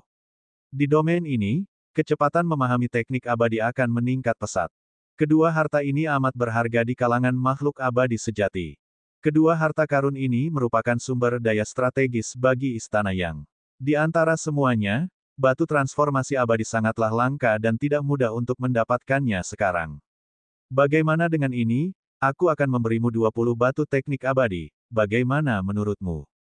Kata Raja Semut. Terima kasih banyak, senior. Lu Ming menyampaikan rasa terima kasihnya. Itu cukup untuk mendapatkan 20 batu seni surgawi, yang sangat ia butuhkan. Bagaimanapun, keterampilan abadi ofensifnya telah ditingkatkan, tetapi kemajuan sutra abadi-abadi dan sutra kekosongan semesta yang tak terbatas tidak secepat itu. Dengan batu keterampilan abadi, kemajuan kedua keterampilan abadi ini akan jauh lebih cepat. Bab 5519, Raja Manusia Kecil Menerobos. Lu Ming kembali ke diagram gunung dan sungai Taiking untuk menunggu. Seperti yang diharapkan, 2 hari kemudian, Raja Semut mengirim seseorang untuk mengirimkan 20 batu seni surgawi. Medan perang dua alam kembali seperti semula. Kedua belah pihak berada dalam kebuntuan. Meskipun moral alam yang tinggi, mustahil mengalahkan pihak lain hanya karena moral yang tinggi. Bagaimana bisa semudah itu?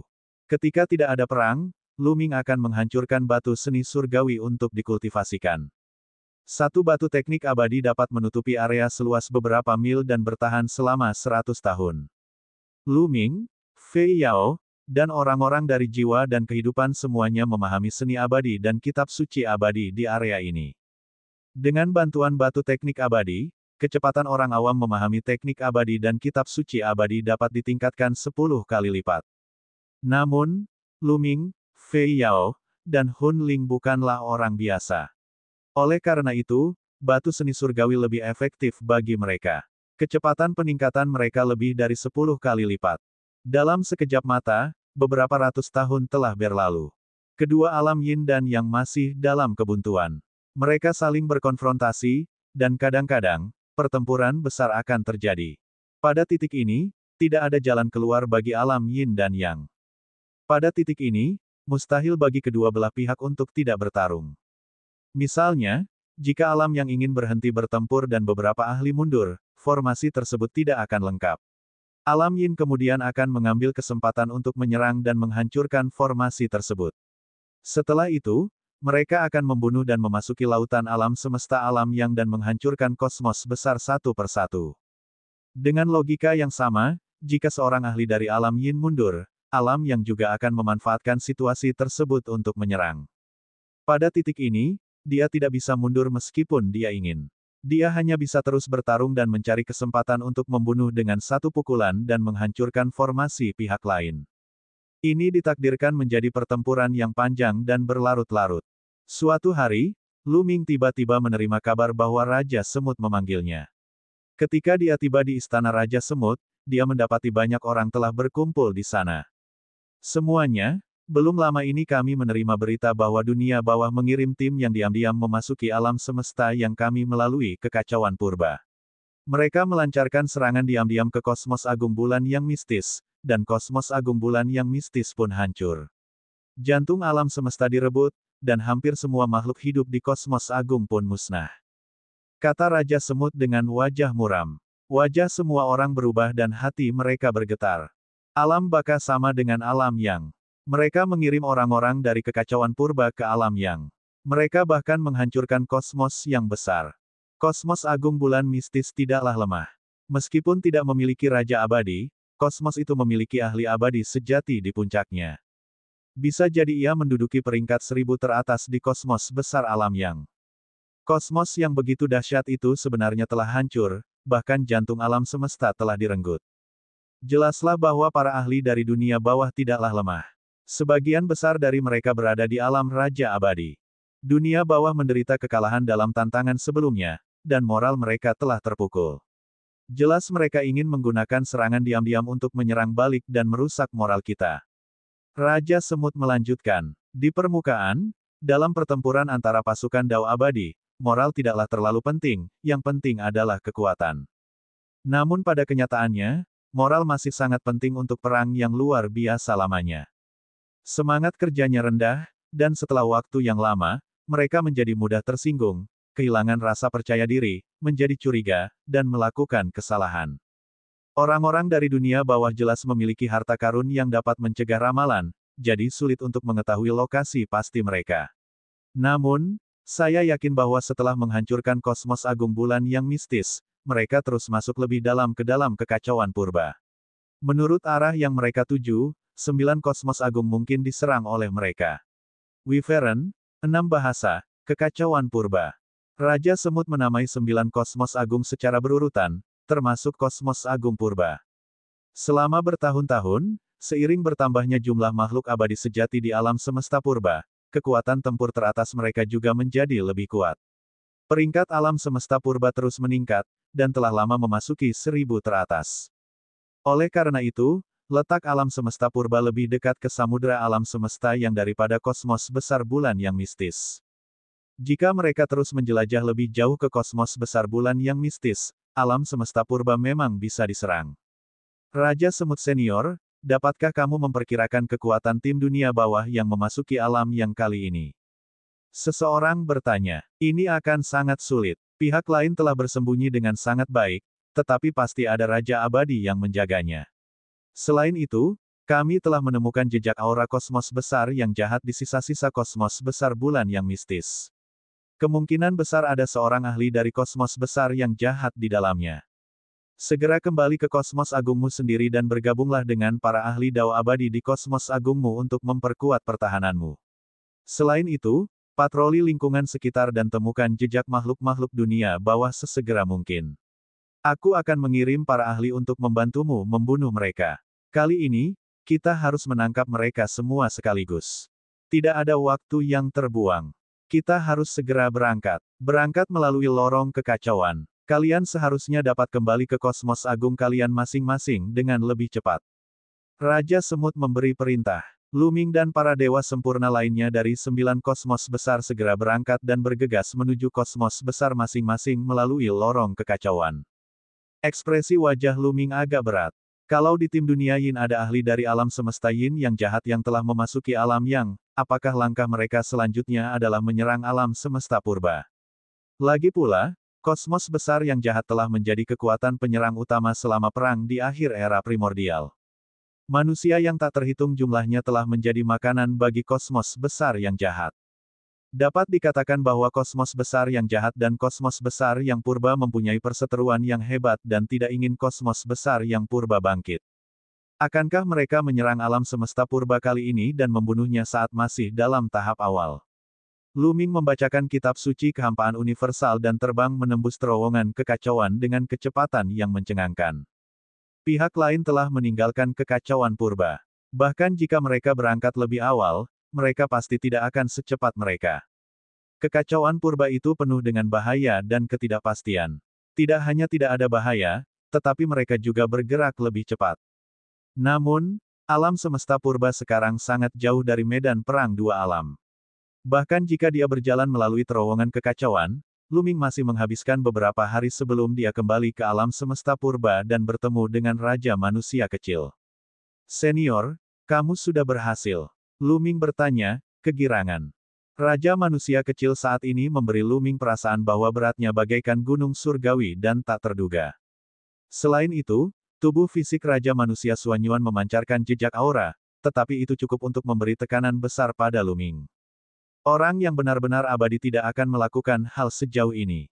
Inilah Raja Surgawi. Lumayan. Setelah ratusan tahun berkultivasi secara tertutup, akhirnya saya berhasil menembus dan memulihkan kultivasi saya sebelumnya.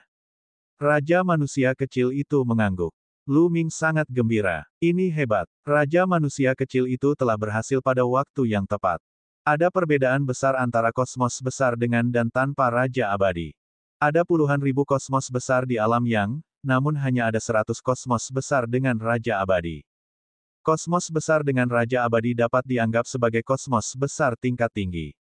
Sebelumnya, Tang Feng dapat meminjam kekuatan alam semesta untuk bertarung di alam semesta purba, dan kekuatannya dapat mencapai alam Raja Abadi. Namun, dia bukanlah Raja Abadi sejati. Begitu dia meninggalkan alam semesta purba, dia akan kehilangan berkahnya. Tetapi sekarang, Raja Manusia Kecil itu adalah Raja Abadi sejati, dan dengan tubuh fisik Raja Manusia Suanyuan, kekuatan tempurnya mungkin lebih kuat dari sebelumnya. Lu Ming, apakah terjadi sesuatu sehingga kau kembali terburu-buru? Raja Manusia Kecil itu bertanya. Ya, saya. Lu Ming segera menceritakan kepadanya tentang bagaimana dia memasuki dunia bawah dari kekacauan. Bab 5520 Prediksi. Karena ada orang-orang dari kosmos besar yang jahat, target mereka berikutnya kemungkinan besar adalah alam liar kita. Wajah sang Raja Manusia Kecil menjadi gelap dan niat membunuh terpancar di matanya. Dia telah bertarung dengan banyak ahli dari kosmos besar Yin yang jahat selama pertempuran di ujung tanah yang tak ternoda. Pertempuran itu sangat intens, jadi dia sangat memahami makhluk-makhluk dari kosmos besar Yin yang jahat. Aku akan menyampaikan perintah untuk memperkuat keamanan dan menjaga tempat itu. Aku sendiri yang akan keluar untuk berpatroli di alam semesta. Lu Ming, ahli dari istana yang, seharusnya segera tiba, kan? Kata Raja Manusia Kecil itu. Benar, aku akan pergi dulu. Para ahli lainnya akan segera datang. Kita hanya perlu membantu istana yang. Begitu kita menemukan makhluk hidup dari dunia bawah, kita akan mengepung dan membunuh mereka. Kata Lu Ming. Baiklah, kau akan tinggal di benua kekacauan primal dan aku akan berpatroli di luar alam semesta. Raja Manusia Kecil itu mengirimkan beberapa pesan berturut-turut. Kemudian, dia melangkah dan menghilang tanpa jejak.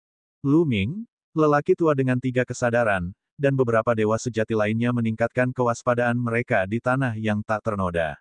Mereka berpatroli di sekitar untuk berjaga-jaga jika makhluk hidup Dao abadi dari dunia bawah tiba-tiba muncul. Dalam sekejap mata, lebih dari 10 hari telah berlalu. Sang Raja Manusia Kecil pun telah kembali dari wilayah terluar alam semesta yang tandus. Raja Manusia Kecil itu memberitahukan kepadanya bahwa setelah sekian hari, tidak ada jejak makhluk dunia bawah apapun. Makhluk hidup di dunia bawah mungkin telah menebak pikiran kita. Mereka mungkin telah menebak bahwa kita mengira mereka akan menyerang alam semesta purba, jadi mereka tidak berani datang ke sini dan pergi untuk menyerang alam semesta lain. Raja Manusia Kecil itu berspekulasi.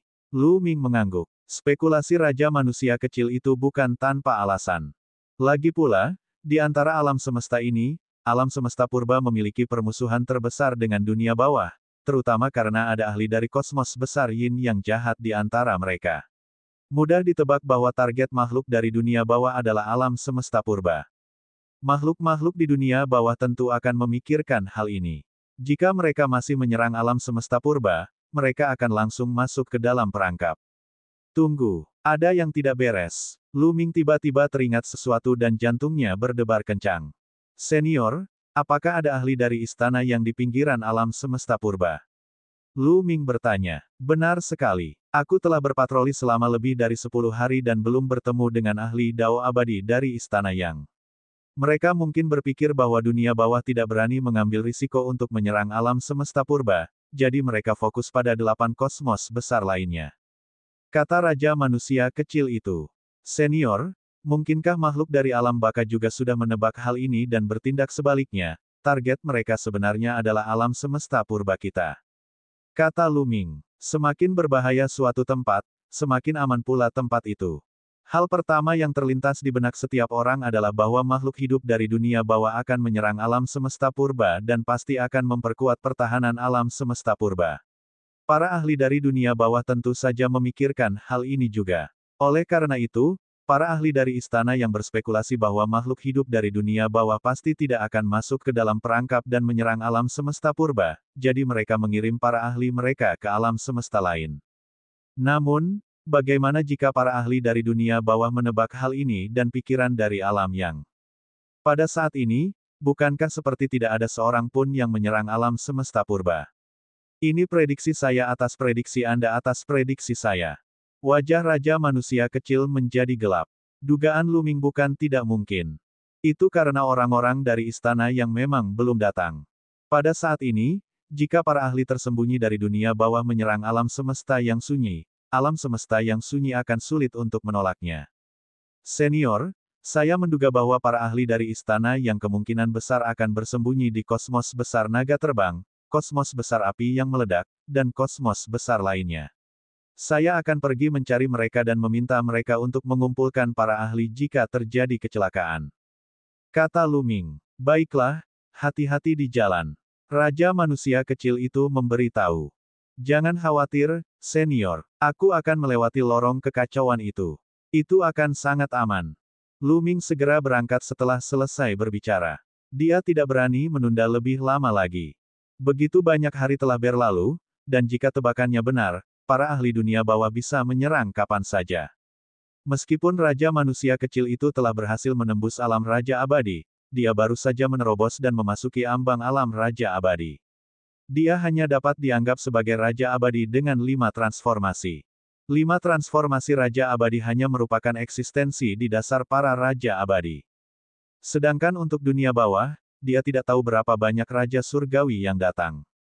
Tentu saja tidak cukup hanya mengandalkan uang kecil. Setelah meninggalkan kosmos agung purba, ia berangkat melalui lorong kekacauan. Beberapa jam kemudian, ia tiba di kosmos agung terdekat, kosmos agung 6 bahasa. Di sisi ini memang ada ahli dari istana yang sedang menyergap. Akan tetapi, jumlah mereka tidak banyak. Luming mengetahui bahwa banyak ahli dari istana yang bersembunyi di kosmos besar naga terbang.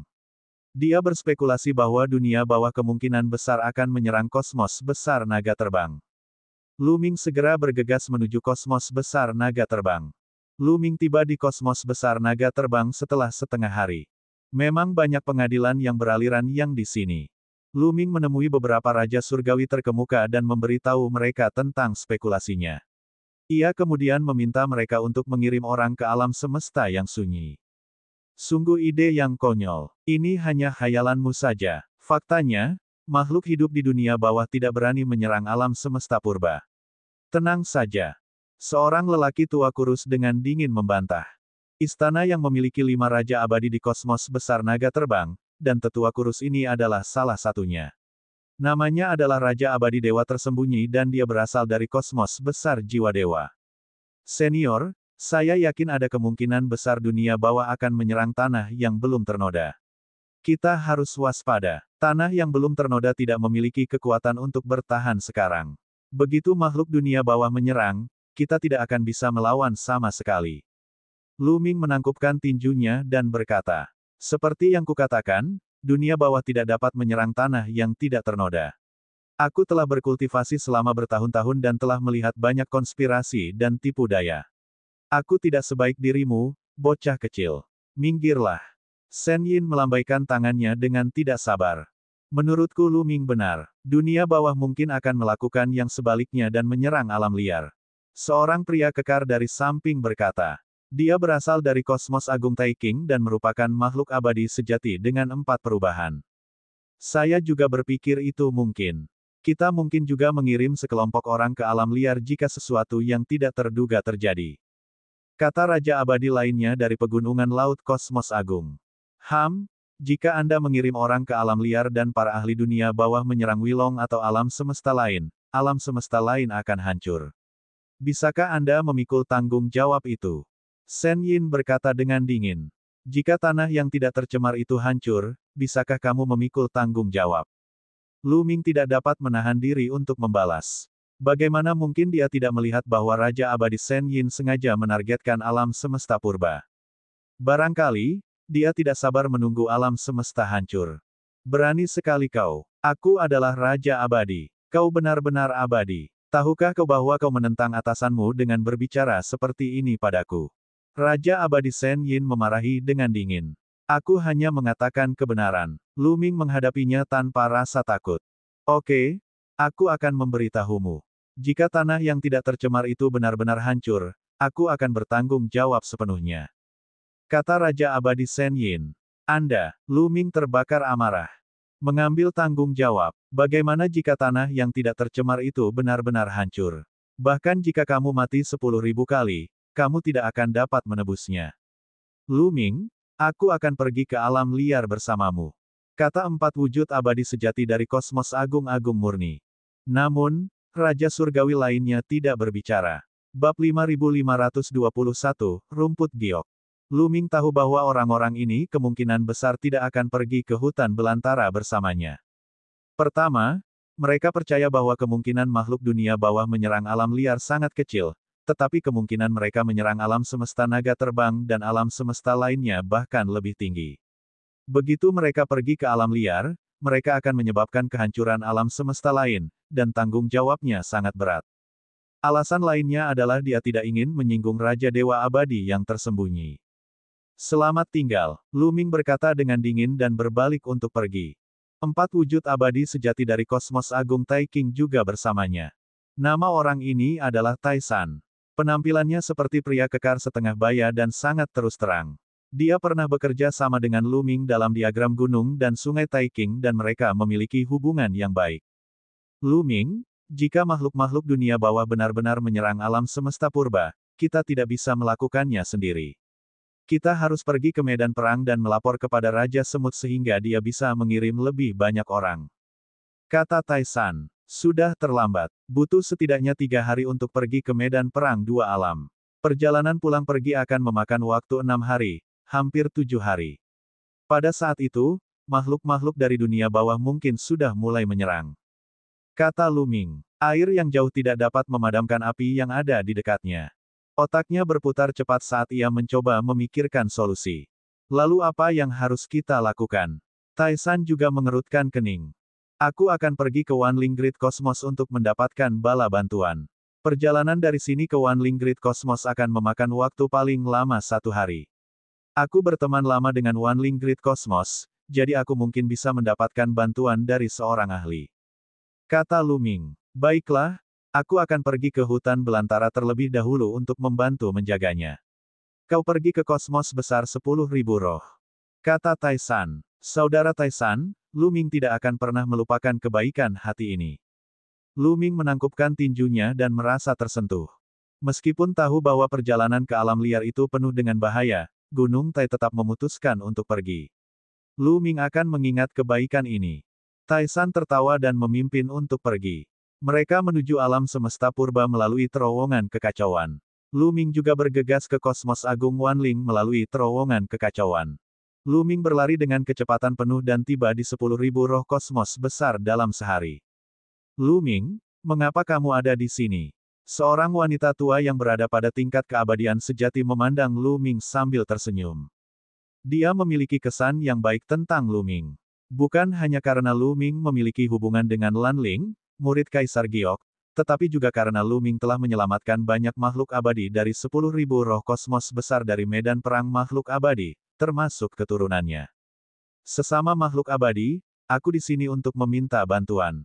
Ada tim dari dunia bawah yang telah menyusup ke dalam kekacauan purba. Mereka mungkin akan menyerang tanah kita yang belum ternoda. Lu Ming menjelaskan situasinya secara singkat.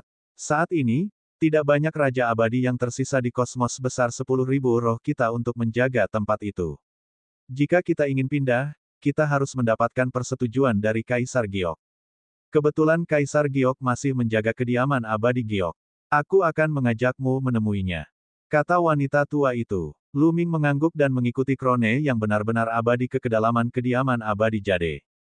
Dia bertemu Kaisar Jade sekali lagi. Kali ini, Kaisar Langit tidak menyembunyikan identitasnya dan langsung mengungkapkan wajah aslinya. Melihat betapa familiarnya wajah Kaisar Langit, Lu Ming sedikit linglung. Mungkinkah itu suatu kebetulan? Keduanya kebetulan terlihat sama. Atau apakah ada sejarah di baliknya? Dia sebenarnya ingin bertanya, Tetapi kali ini dia datang untuk meminta bantuan. Dia takut akan merepotkan jika dia membuat Kaisar Langit tidak senang, jadi dia menahan kata-kata yang ada di ujung lidahnya. Saya sudah mengerti situasinya. Saya akan memberimu sepotong rumput. Kaisar Giok melambaikan tangannya dan sehelai daun hijau zamrud terbang ke arah Luming. Daun itu tampaknya terbuat dari energi. Bentuknya panjang dan sempit seperti pedang, dan tercium aroma harum. Ini adalah daun rumput giok. Hati Luming tergerak. Rumput giok merupakan tanaman herbal legendaris yang sangat langka. Luming hanya pernah melihatnya di buku-buku kuno. Bentuk daunnya sangat mirip dengan rumput giok legendaris. Kaisar Giok, rumput Yao. Imajinasi Luming menjadi liar. Saat diaktifkan, daun ini dapat melepaskan kekuatan Raja Abadi tahap puncak. Namun, daun ini hanya dapat digunakan satu kali. Setelah itu, daun ini akan menghilang. Jika digunakan dengan baik, daun ini akan cukup untuk bertahan dari krisis ini. Pergilah. Kaisar Giok sangat lugas. Setelah selesai berbicara, dia melambaikan tangannya dan Luming terbang keluar dari kediaman surgawi Giok. Hanya bisa digunakan sekali. Sepertinya mereka tidak ingin aku terlalu bergantung pada kekuatan eksternal. Jika seperti ini, aku tidak bisa menggunakannya kecuali dalam keadaan kritis. Luming merenung sejenak. Kemudian, dia mengucapkan selamat tinggal kepada Krone yang benar-benar abadi dan bergegas ke alam semesta purba. Setelah lebih dari sehari, Luming kembali ke stasiun transit di dekat alam semesta purba.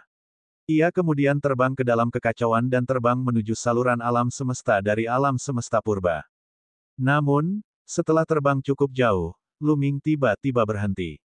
Ia merasakan sepasang mata menatapnya dari belakang. Seseorang mengikutinya. Apakah mereka orang dari dunia bawah? Mata Luming sedikit menyipit. Dia meningkatkan kecepatannya dan bergegas menuju alam semesta purba. Namun, belum lama ia terbang, sebuah sosok muncul di hadapannya dan menghalangi jalannya. Itu adalah seorang pria parubaya dengan wajah menyeramkan. Yin Qi yang mengerikan yang dipancarkannya sangat pekat. Dia adalah seorang abadi sejati dari kosmos besar yang jahat. Terlebih lagi, dia adalah seorang abadi sejati dengan 4 perubahan. Di belakangnya, sosok lain muncul. Dia juga seorang abadi sejati dari dunia bawah, dan kultivasinya telah mencapai transformasi ketiga. Mereka berdua mengepung Luming, satu di depan dan satu di belakang. Luming, hehe, aku akan mengantarmu pulang dulu. Sang keabadian sejati dari kosmos besar yang jahat menjilati bibirnya sementara matanya bersinar karena hasrat dan keserakahan. Di masa lalu, ia pernah ikut serta dalam perang yang menghancurkan tanah tak bertuan dan memakan banyak manusia. Rasa lezat dan nutrisi yang diberikannya kepada tubuhnya tak terlupakan. Dengan bakatnya, akan sulit baginya untuk mencapai bentuk keempat dari alam abadi sejati. Hanya karena ia telah melahap sejumlah besar manusia di tanah yang tak ternoda, ia mampu membuat kemajuan lebih lanjut. Adapun Luming, dia sangat berbakat sehingga dia pastinya adalah tonik yang hebat. Jika dia melahapnya, apakah dia bisa menerobos ke alam Raja Surgawi suatu hari nanti? Dengan pikiran itu, hatinya membara dengan gairah. Hanya kalian berdua. Luming mengamati sekelilingnya tetapi tidak menemukan orang ketiga. Namun, kekacauan itu dapat sangat memengaruhi penglihatan dan kesadaran abadi seseorang, sehingga sangat mengurangi jangkauan deteksi. Oleh karena itu, bahkan jika ada ahli dunia bawah yang bersembunyi dalam kegelapan, Luming tidak akan dapat menemukannya dengan mudah. Kami berdua sudah cukup untuk membunuhmu. Dewa abadi yang sempurna dari kosmos besar Yin yang jahat mencibir dan tiba-tiba bergerak. Dia menerkam Luming seperti sambaran petir, melonjak dengan Qi Yin jahat yang menutupi langit dan bumi. Seorang abadi sejati dengan 4 wujud berada di puncak alam abadi sejati dan sangat kuat. Luming merasakan tekanan luar biasa begitu pihak lain menyerang. Asyik, Luming berlari ke kanan. Apakah menurutmu semudah itu untuk pergi? Keempat wujud abadi sejati dari kosmos besar Yin yang jahat segera rileks dan menyerbu ke arah Luming dengan kecepatan yang mencengangkan. Pada saat yang sama, 3 sosok abadi sejati di belakangnya juga bergegas menuju Luming. Siapa yang bilang aku mencalonkan diri? Luming mencibir. Tiba-tiba dia berlari mundur dan bergegas menuju 3 sosok abadi sejati. Dan EBSP, dalam proses penyerangan, Trinity didorong hingga batas kemampuannya, dan daging serta jiwanya menyatu, kekuatannya mencapai puncaknya. Dia melambaikan tangannya dan satu set jarum baja terbang keluar. Ada 36 jarum baja di dalam set itu. Itu adalah satu set senjata abadi yang sangat tajam dan kuat. Selama bertahun-tahun, Lu Ming telah menyempurnakannya dan menjadikannya miliknya sendiri. Wajah tiga makhluk abadi sejati dari dunia bawah berubah. Sebuah gunung, juga senjata abadi, terbang keluar dari kepalanya dan dengan cepat membesar, menghalangi rangkaian jarum baja. Ke-36 jarum baja itu disingkirkan, tetapi gunung itu juga didorong mundur.